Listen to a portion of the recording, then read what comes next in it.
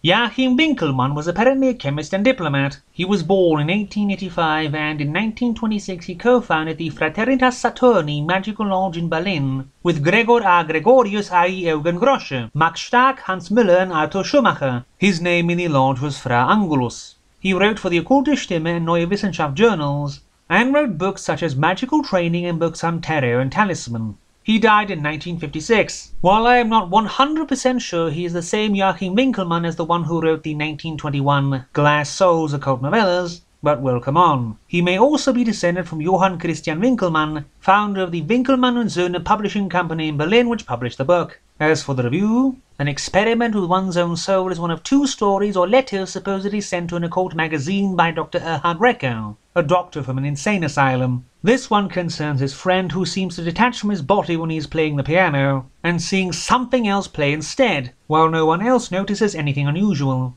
Rekow goes to visit him after he gets his letter, but he finds his friend just as he is playing the piano, or rather sees the something that isn't him playing before his friend dies. The Hangman's Diary is the other Dr. Rekow story. It begins with a largely unrelated story of the orphan Angelica, who is sent to the asylum after she is convinced she will die in a few months. And then during a Christmas play she does die, being called by her dead drowned mother. When going through her things, Dr. Rekow finds a diary supposedly written by a dead man after he hanged himself. His sardonic observations as he hangs in the air are the best bit of the whole book. After moping for his lost top hat, he sees a woman drown when the ice breaks underneath her, leaving her newborn behind. So he decides to fall down so they would find the child, but only wishes her to be alive for 10 years. Doremi has an old musician waiting for his only friend, the girl Doremi, who is his protege, and when she does show up, she's obviously dead. The vampire concerns a poet reciting his newest poem, relating how during the First World War one of his friends was randomly killed by a vampire, and how a ghost told him it was his turn in 2 years.